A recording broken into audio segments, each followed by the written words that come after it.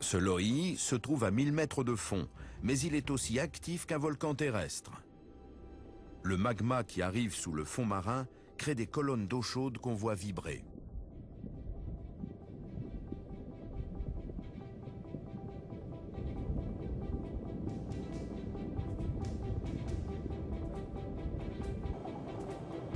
Les scientifiques étudient ce volcan depuis sa découverte en 1955.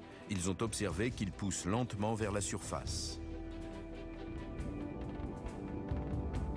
Il semble que ce Lo'i ait été créé par le même point chaud qui a donné naissance à la Grande Île.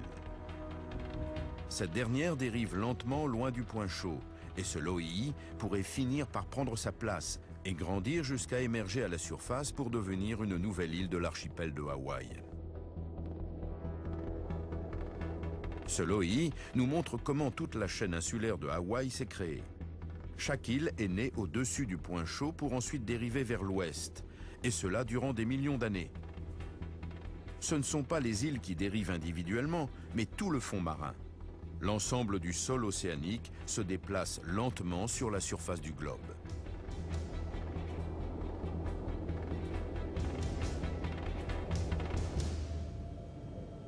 Or, ce Lo'i n'a pas été la seule découverte dans ces paysages sous-marins.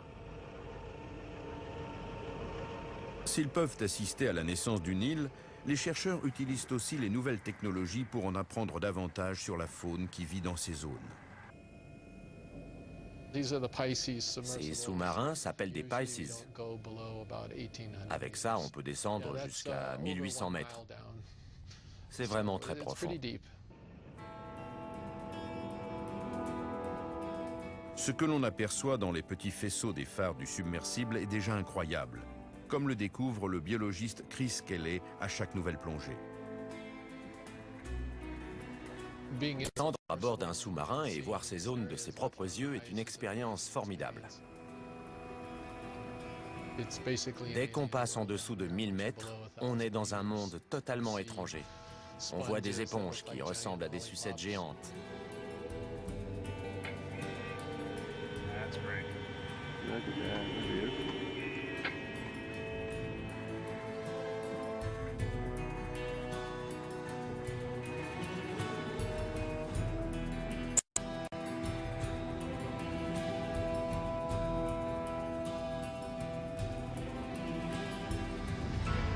Certaines créatures, comme la chimère, semblent être attirées par le sous-marin.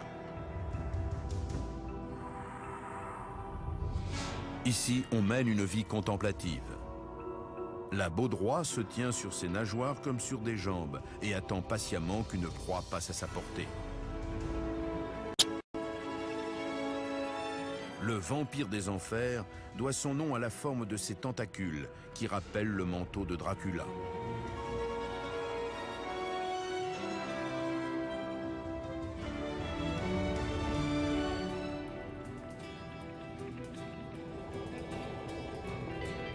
Une autre créature, la pieuvre Dumbo, doit, elle, son nom à ses nageoires, qui rappellent des oreilles d'éléphant et qu'elle utilise pour se mouvoir dans l'eau.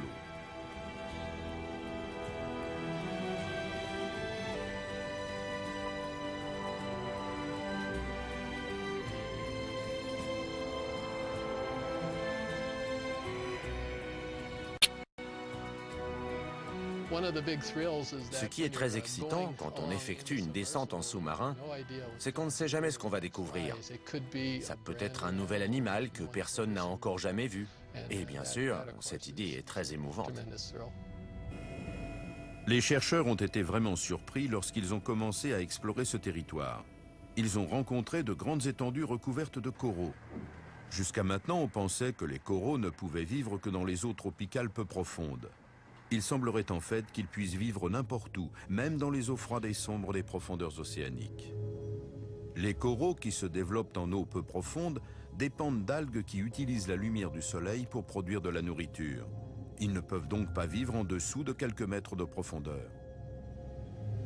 Mais alors, comment se nourrissent ceux qui vivent en eau profonde? Ces coraux n'ont pas besoin de lumière pour se nourrir. Ils attrapent eux-mêmes leur nourriture.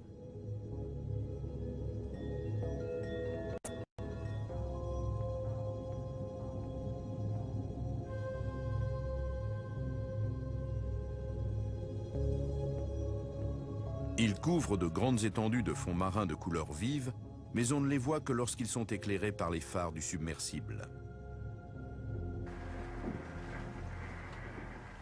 L'une de ces barrières coralliennes d'eau profonde a été découverte grâce à l'un des animaux les plus menacés de la baie de Hawaï, le phoque moine hawaïen.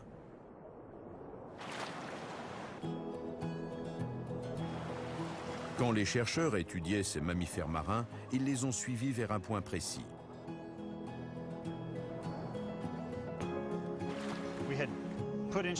On avait placé des instruments sur les phoques pour les étudier. Et on s'est aperçu qu'ils plongeaient toujours dans la même zone, jusqu'à 300 ou 500 mètres de fond. On ne comprenait pas ce que ce site avait si intéressant pour que les phoques y passent tout leur temps. Quand on a plongé, on a été stupéfait par ce qu'on a trouvé. À cet endroit précis, le sol était couvert de magnifiques coraux. Les phoques étaient attirés par ce site, et s'ils ne nous l'avaient pas montré, on ne l'aurait jamais trouvé. Mais cela a soulevé une nouvelle question. Pourquoi les phoques plongent-ils à de telles profondeurs? Les phoques retournent sans cesse vers ce site pour une raison qu'on ne comprend pas complètement. On pense qu'ils doivent se nourrir des poissons qui se trouvent dans cette zone, mais on n'a pas encore prouvé que ces coraux en attiraient davantage que d'autres sites. On poursuit donc nos recherches.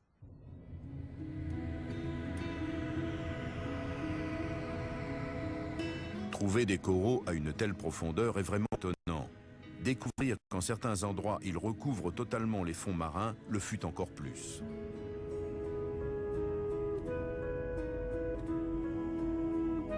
Plus on observe, plus on découvre. Ces coraux d'eau froide sont présents dans tous les océans du globe. En certains endroits, il y en a tant qu'ils créent le paysage des fonds marins. Mais pour réussir à les voir, il faut faire des relevés au sonar d'une grande précision. L'un des endroits cartographiés de façon très détaillée est le chenal profond qui se trouve au large de la Floride, le détroit de Floride, une zone recouverte par près de 700 mètres d'eau. Depuis ces 20 ou 30 dernières années, l'exploration des fonds marins est bien meilleure et on trouve de ces coraux partout. Il y a certainement sur Terre plus de coraux d'eau froide que de coraux d'eau chaude. À l'université de Miami, Gregor Eberly et son équipe ont fait des relevés détaillés des récifs coralliens d'eau profonde. Ils ont ainsi découvert qu'ils pouvaient former de grandes structures. On trouve des tertres coralliens tout le long du chenal de Floride. Ils peuvent atteindre jusqu'à près de 200 mètres de haut.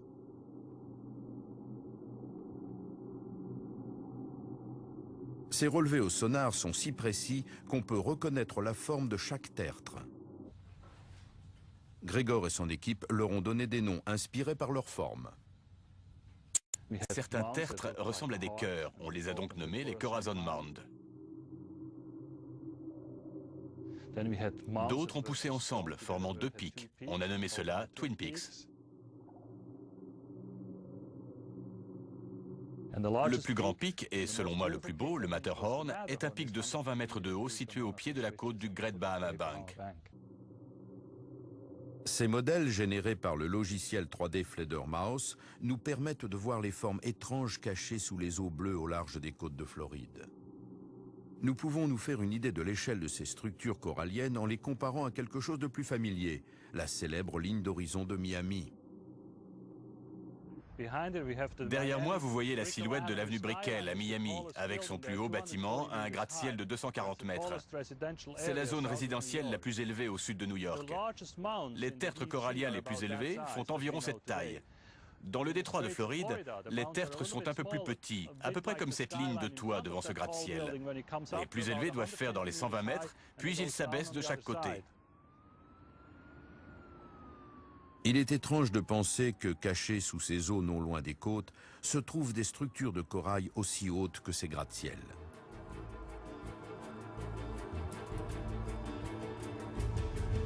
Jusqu'à présent, nous vous avons montré des structures relativement petites.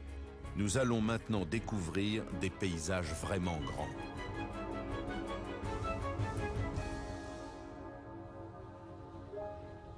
Pour les voir, nous devons employer une méthode différente de visualisation des abysses qui n'utilise pas le sonar.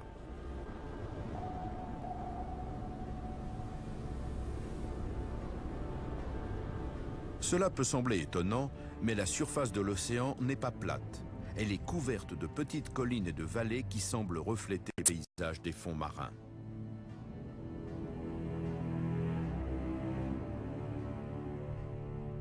En effet, certains reliefs sont si grands qu'ils surgissent hors de l'eau.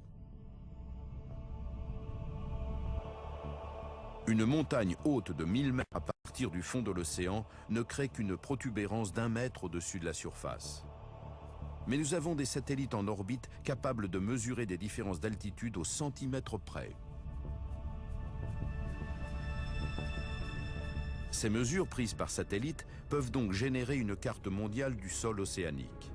Ces relevés ne sont pas aussi détaillés que les cartes sonars que nous avons vues jusqu'ici, mais elles nous permettent de découvrir les traits les plus importants du relief sous-marin.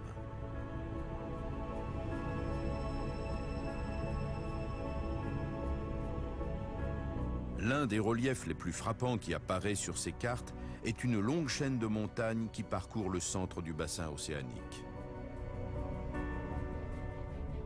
C'est la dorsale médio-océanique, une immense chaîne montagneuse de près de 65 000 km de long et de plusieurs centaines, voire par endroits plusieurs milliers de kilomètres de large.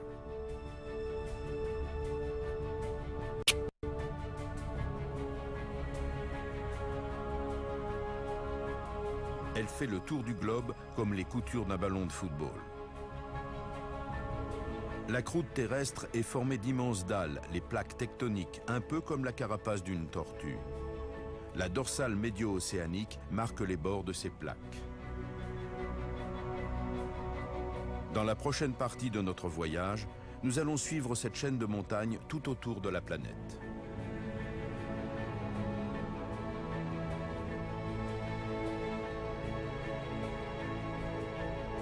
Ces montagnes sont habituellement cachées sous 3 km d'eau.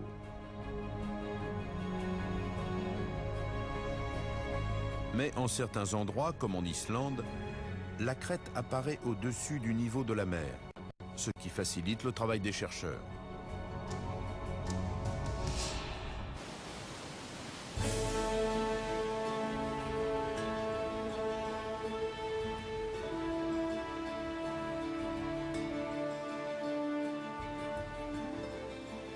L'Islande est une terre rude et sauvage. Pourtant, cette nature à couper le souffle a aidé les scientifiques à comprendre comment se sont formés les gigantesques paysages des fonds océaniques.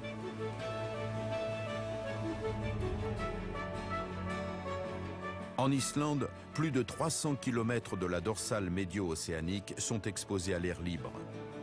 C'est là que se rencontrent les plaques nord-américaines et européennes, jonction marquée par un rift ou vallée tectonique. Les deux plaques s'éloignent l'une de l'autre, créant de profondes fissures dans le sol du rift.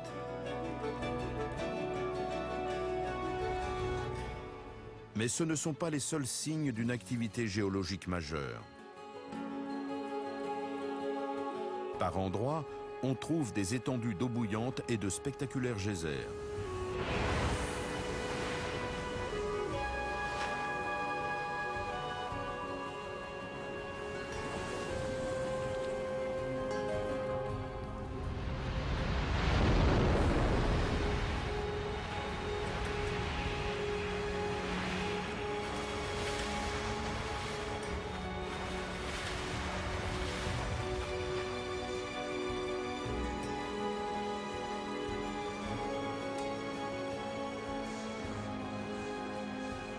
Toute cette activité est générée par du magma en fusion caché non loin de la surface terrestre.